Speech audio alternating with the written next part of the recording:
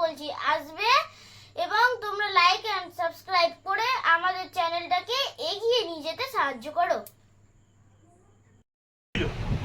সেটা হচ্ছে অতুল প্রসাদ। ঠিক আছে, এবার তোদের বাংলা গানের ইতিহাস থেকে বাংলা গানের ধারায় রজনীকান্ত সেনের অবদান আলোচনা করবে। Very very important. ঠিক আছে, তো এটা বাংলা গানের ইতিহাস থেকে ক্লাস 12। তো রজনীকান্ত সেন 27/7/1865 থেকে 13/9/1910 মূলত ভক্তিগীতি এবং দেশপ্রেমমূলক গান রচনা করতে। মানে এই রজনীকান্ত সেন ভক্তিগীতি, যে গানগুলো শুনলে মানুষের মধ্যে ভক্তির উদয় হয়, কি বললাম, হ্যাঁ, আর দেশাত্মবোধ, এই যে দেশের জন্য যে গানগুলো হয়, এই দুই ধরনের গান তিনি করতেন। কে? রজনীকান্ত।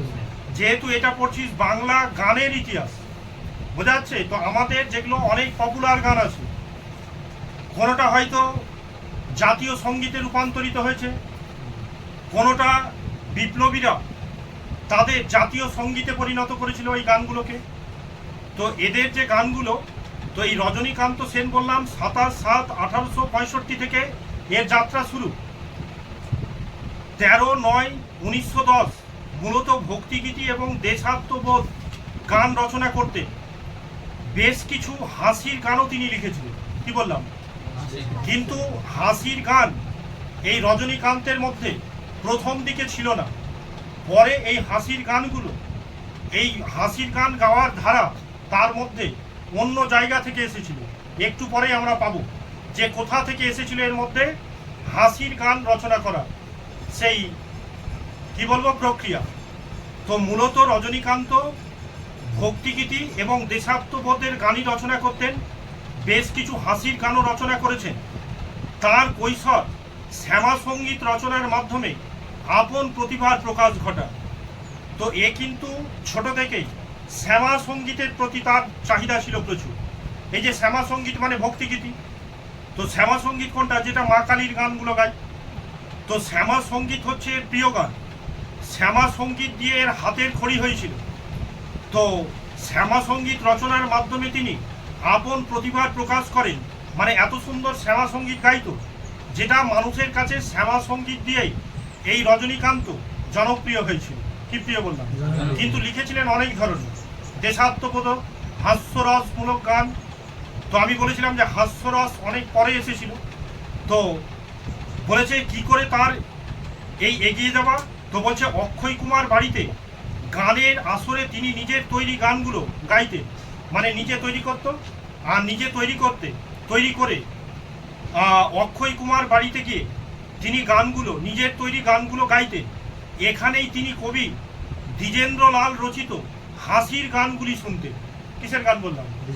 হ্যাঁ, আমি কি বললাম যে অক্ষয় কুমার বাড়িতে যেত, যাওয়ার পরে ওখানে গানগুলো নিজের লেখা গানগুলো কি করতেন, গাইতো।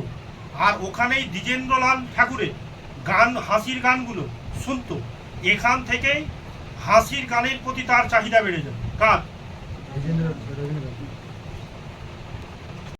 কুমার বাড়িতে যেতেন, ওখানে নিজের তৈরি মানে লেখা গানগুলো কি করতো, গাইতো। আর দ্বিজেন্দ্রলাল ঠাকুরের গানগুলো ওখানে শুনতো। কে? হ্যাঁ, তো ওই যে গ্যালিলিও চ্যাপ্টার পড়েছিলাম না 11-এ, তো গ্যালিলিওর বাবা কি চেয়েছিল, ছেলে ডাক্তার হোক, কিন্তু ওই যে বাবার বন্ধুর কাছে পাঠালো। তো বাবার বন্ধু কি শেখাচ্ছিল? অঙ্ক। তো দরজা থেকে গ্যালিলিও কি করছিল, অঙ্কগুলো শুনছিল কিভাবে করাচ্ছে। তারপরে অঙ্ক ভালো লেগে গেল কার? হ্যাঁ, ডাক্তারি পড়া ছেড়ে দিল, ঢুকে গেল কোনটা, অঙ্কটা। ওই রকমই দ্বিজেন্দ্রলাল এই অক্ষয় কুমারের বাড়িতে যেতেন গান গাইতে, নিজের লেখাগুলো গানগুলো গাইতো। আর দ্বিজেন্দ্রলাল ঠাকুরের গান হাসির গানগুলো কি করতো, শুনতো। ওই থেকেই তার হাসির গানের প্রতি কি বেড়ে যায়, চাহিদা বেড়ে যায়। এখানেই তিনি বলেছে তার কবি সত্তা এবং গীতি কাব্য সত্তা একসাথে তার সৃষ্টিকে পূর্ণ করে তুলেছিল। মানে তার কবি সত্তা মানে নিজের মন। আর এখানে বলেছে গীতি সত্তা মানে গানের প্রতি আগ্রহ ছিল। তো একটা হচ্ছে কবি সত্তা আর একটা হচ্ছে কি, হ্যাঁ, তো কবি সত্তা কবির মন, গীতি সত্তা কি গানের প্রতি তার ভক্তি। তো দেখ, একটা গায়ক 4 ধরনের গান লিখছে। কত ধরনের? একটা ভক্তি গীতি, একটা শ্যামা সঙ্গীত, একটা হচ্ছে দেশাত্মবোধক, একটা হচ্ছে হাস্যরস। কি রস বললাম? তাহলে বল এই লোকটির মধ্যে প্রতিভা ছিল কি ছিল না?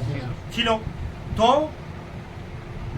অক্ষয় কুমার মৈত্র রজনীকান্ত সম্পর্কে বলেছেন যে কাহারও বাণী গদ্যে আর কাহারও বাণী পদে।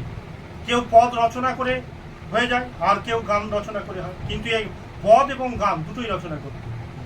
গানের জগতে কি হয়, একজন গান লেখে, একজন সুর দেয়, বোঝাচ্ছে, আর একজন সম্পাদনা করে, সাজিয়ে দেয়।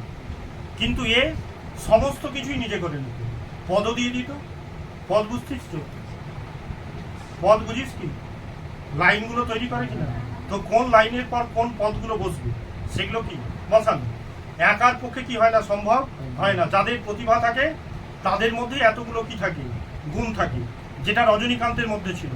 তাই রজনীকান্ত সম্পর্কে অক্ষয় কুমার দত্ত বলেছিলেন যে কাহারও বাণী গদ্যে, কাহারও বাণী কি পদে, আর কাহারও বাণী হচ্ছে সঙ্গীত। রজনীকান্তের কান্ত পদাবলী কেবল সঙ্গীত, পদাবলী এক ধরনের কীর্তন, বোঝাচ্ছে। তার মানে এর গানের মধ্যে পদাবলী ভাবও ছিল। কি ভাব বললাম? আর কি তার আধ্যাত্মিক গান যেগুলো, কেন বঞ্চিত হব তব চরণে, তুমি অরূপ স্বরূপ, নির্গুণ সগুণ, তুমি আমার অন্তরালে খবর জানো, এগুলো সব আত্মাধিক গান। কি বললাম? হ্যাঁ, এই গানগুলো রজনীকান্ত কি করেছিল, রচনা করেছিল। কেন বঞ্চিত হব চরণে, হ্যাঁ, তুমি অরূপ স্বরূপ, সগুণ নির্গুণ, তুমি আমার অন্তঃস্থলে খবর জানো। তাঁর রচিত সঙ্গীতগুলি কল্যাণী 1905, অমৃত 1910। তাহলে সাল কিভাবে মনে রাখবি, যে প্রথম হচ্ছে প্রথম কোনটা, কল্যাণী। কল্যাণী কত? 1905। 5-এর পরে তো 3 আসবে না, বাড়বে, তো 5-এর পরে 10। তো অমৃত লিখলো 1910-এ, আনন্দময়ী লিখলো 1910-এ। তাহলে দেখ, প্রথমেরটা 5, পরেরটা 10, পরেরটা কি, তাহলে 1910 দুটো।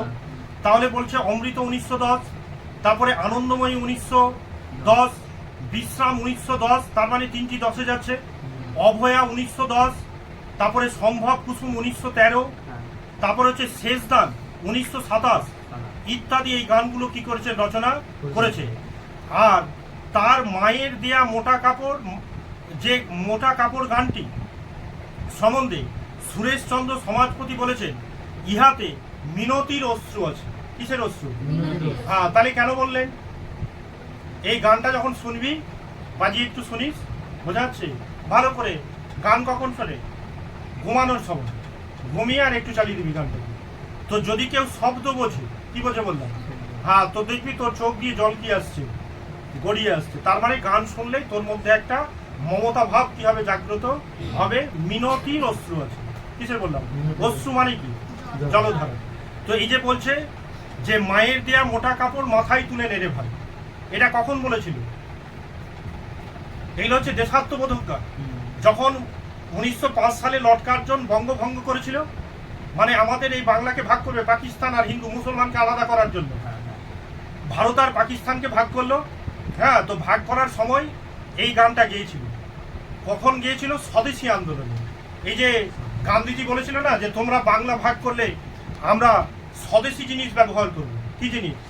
হ্যাঁ, মানে এতদিন পর্যন্ত আমরা ব্রিটিশদের দেওয়া জিনিস ব্যবহার করতাম, তো এই বাংলা যদি ভাগ হয়ে যায় তাহলে কিন্তু আমরা তোমাদের জিনিস আর ব্যবহার করব না, স্বদেশ মানে নিজের দেশের জিনিস কি করব।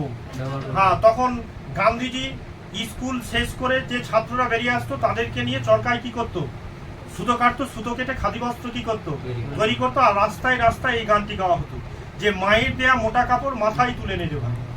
তার মানে কি, মানে ভারতবর্ষে যা তৈরি হয়েছে ওগুলোই আমরা আজ থেকে কি করব, গ্রহণ। হ্যাঁ, অন্য জিনিস নয়। তো আজকে দেখবি দেশাত্মবোধক গানে এই গানটা গাওয়া হয়, ফেমাস গান।